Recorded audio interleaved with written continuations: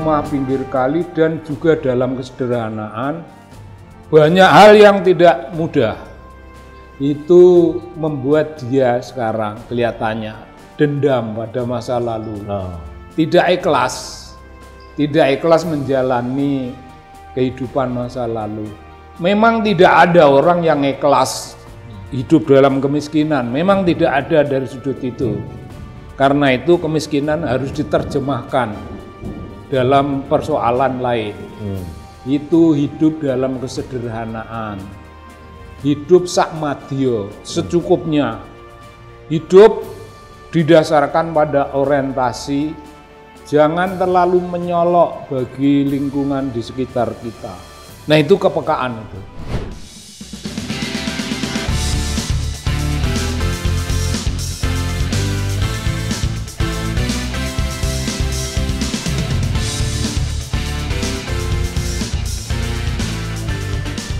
Halo sahabat Indonesia, kita bertemu kembali dalam kanal Anak Bangsa Podcast bersama saya Rudi Eskambri dan tentu saja bersama budayawan kita Kang Sobari. Siap. Sahabat Indonesia, kemarin beredar di berbagai media online dan ada video yang beredar juga bahwa negara, dalam hal ini Kementerian Sekretariat Negara, sedang membangunkan rumah bagi calon mantan Presiden Jokowi. Itu letaknya di daerah Colomadu, itu perbatasan antara Karanganyar dan Solo, di daerah yang sangat strategis. Dan yang membuat saya terheran-heran itu luasnya 12.000 meter persegi atau 1,2 hektar. Wah, luar biasa ini negara. Saya tidak tahu apakah ini akan dibangun keraton baru di daerah Solo Raya atau apa, untuk apa rumah sebesar itu. Tapi bagi saya, meskipun itu hak dari mantan presiden, saya agak bingung karena kondisi ekonomi kita sedang tidak baik-baik saja, sedang babak belur, rupiah semakin melemah. Kemudian harga bahan pokok juga sedang merangkak naik terus, tidak terkendali.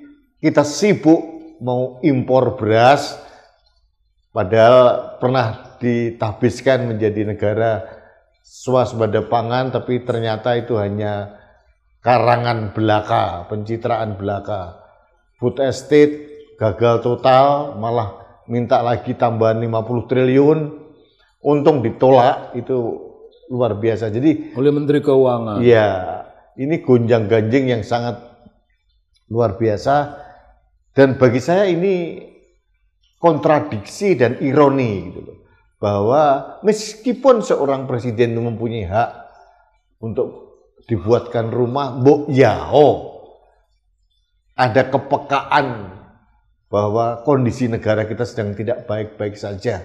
Nah, untuk membahas masalah kepekaan pribadi seorang Jokowi ini, saya akan minta pencerahan dari budayawan kita Kang Sobari.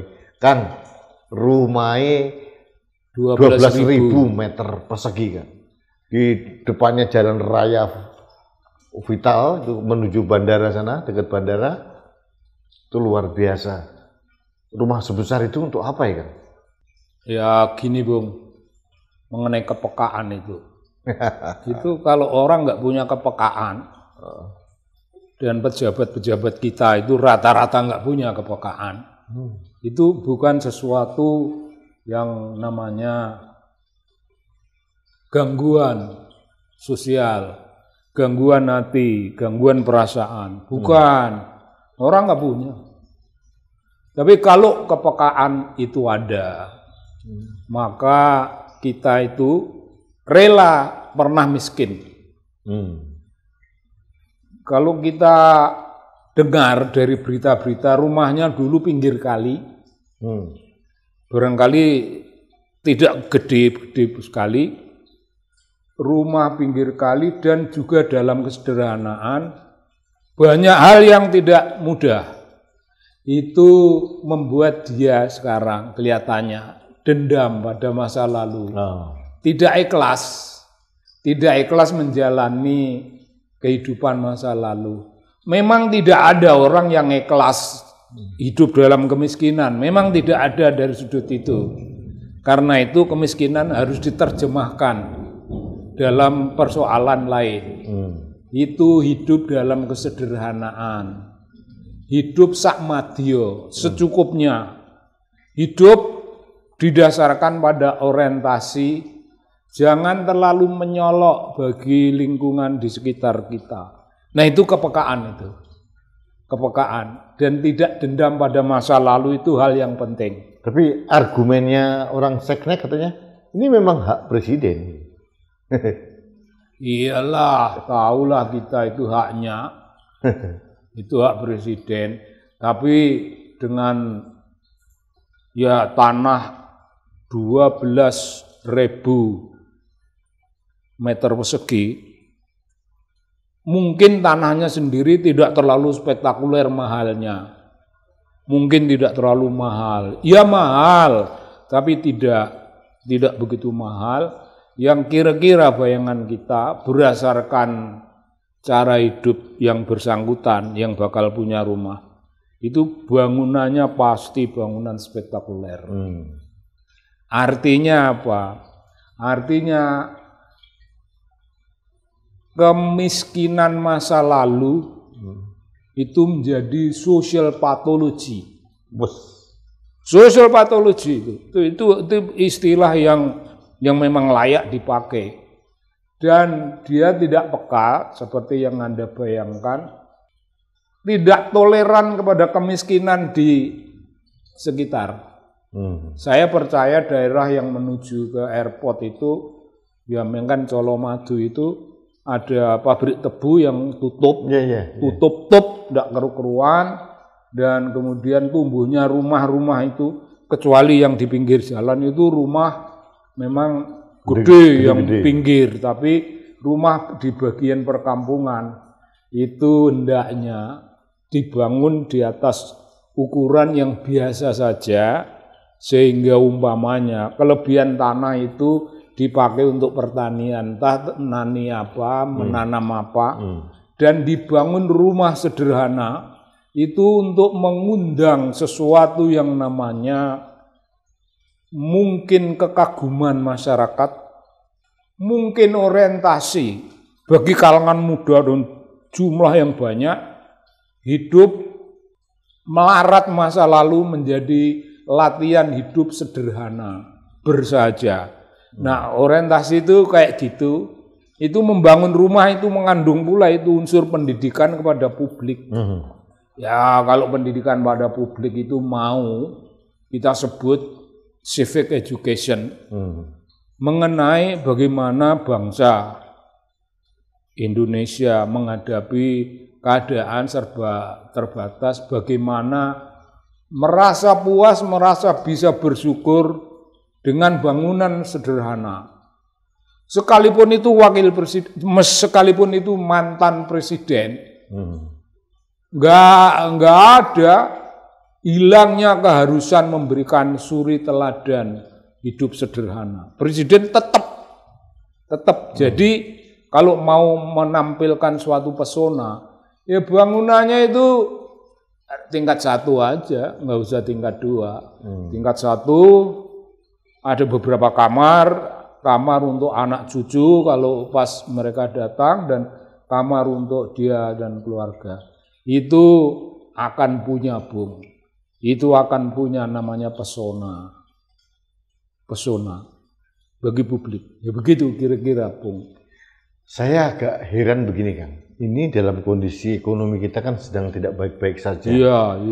Gitu. Terus selalu patokannya memang berdasarkan aturan. Tapi kepekaan sosial itu kan tidak hanya diukur berdasarkan aturan yang ada, hak yang bersangkutan, tapi juga lebih dari itu, ada etika dan moral untuk semacam empati terhadap kondisi negara ini gitu ya. Negara ini yang tidak baik-baik saja gitu. Kok itu tidak terjadi ya?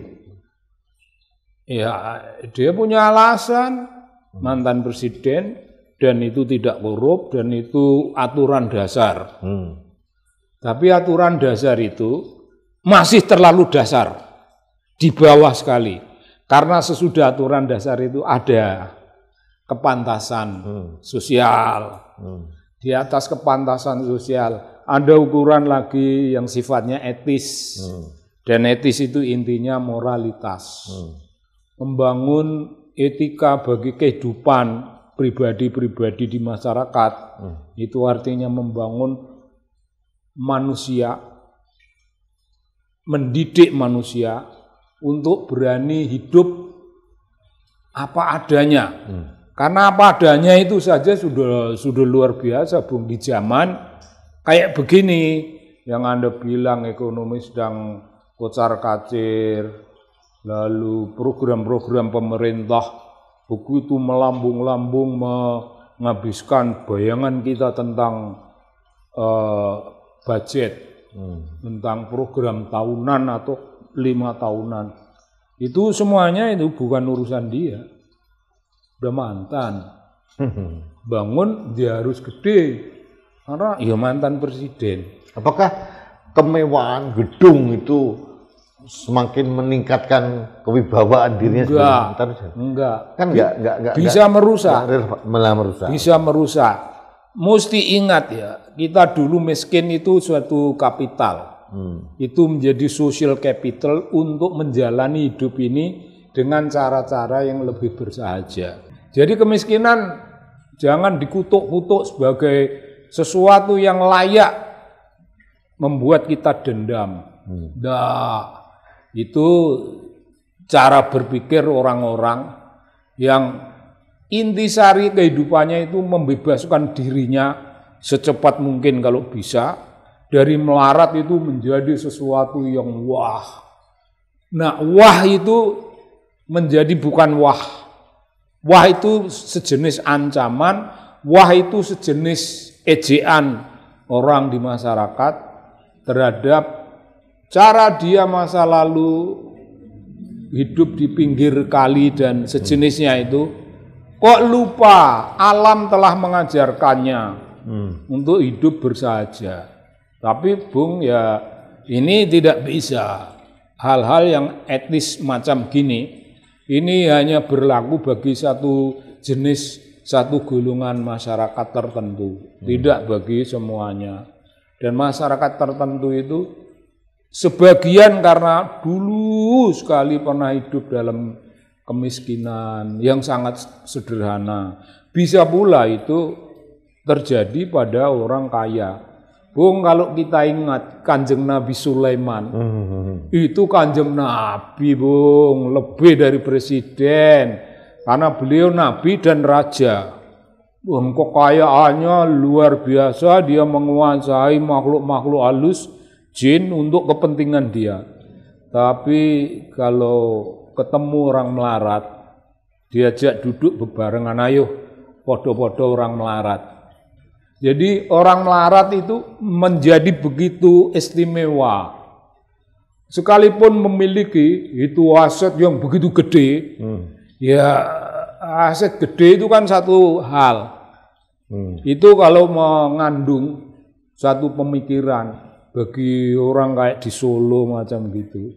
Ya jangan dipamerkan. Nabi Sulaiman memiliki segalanya. Enggak pamer. Tapi tidak pamer dan hidup dia sederhana. Karena dia memang tidak punya apa-apa. Ini kesadaran moral. Kesadaran moral yang mesti menghitung juga berapa lama sih manusia hidup di muka bumi.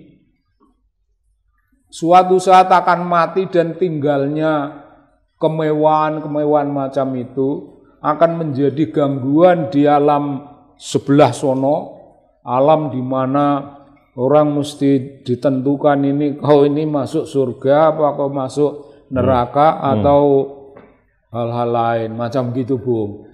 Itu tidak dibangun di atas apa yang kita sebut social morality. Kecuali tadi saya bilang itu social pathology. Wah, ini menarik. Itu dua hal. Ini analisis yang jitu dan saya tidak mau berlama-lama karena kita sulit untuk menalar seseorang yang jauh dari nilai-nilai moral itu.